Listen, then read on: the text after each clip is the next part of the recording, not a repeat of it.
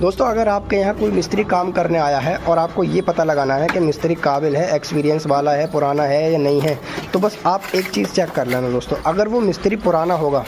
और अच्छा होगा तो वो क्या करेगा, ये जो चुनाई देख रहे हो ना आप लोग, वो चुनाई के जो जॉइंट हैं वो अल्टरनेट लेके चलेगा। अल्टरनेट का मतलब क्या होता है, अगर ये वाला जॉइंट यहाँ पे आ गया तो दूसरा जॉइंट ये वाला इसकी सीध में नहीं आएगा। एक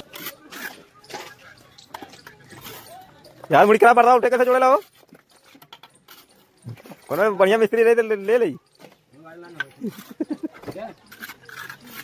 चले रहे